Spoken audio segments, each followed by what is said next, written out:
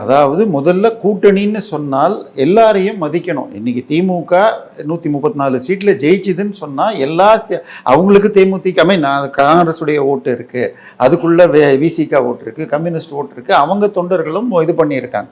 ஆனால் இவங்க என்ன பண்ணிட்டாங்க, நீங்க போன தடவை நாங்க கொடுத்த சீட்டை விட கம்மியாக தான் ஜெயிச்சிங்க, அதனால குறைக்கிறேன்னு சொல்லி 2 கம்யூனிஸ்டுக்கு ஒரு சீட்டு, இது மதிமுகவுக்கு 2 சீட்டு குறைச்சி இது பண்ணியிருக்காங்க. இப்போ அப்படி பண்ணது கரெக்டுன்னு சொன்னா திமுக 170 சீட்ல நின்று 134 தானே ஜெயிச்சாங்க.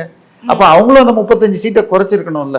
இப்ப ஏற்கனவே இருந்தவங்களுக்கு ஒரு பக்கம் குறைச்சிங்கன்னு சொன்னா இன்னொரு பக்கம் புதுசா ஒரு கட்சியை கொண்டு வந்தீங்க, அதுதான் தேமுதிக. அதுக்கப்புறம் இன்னும் அதிமுகல இருந்து பிரிஞ்சு வந்தவங்களெல்லாம் ஓபிஎஸ், மனோஜ் பாண்டியன், வைத்தியலிங்கம் இவங்களெல்லாம் சேர்த்திருக்கீங்க.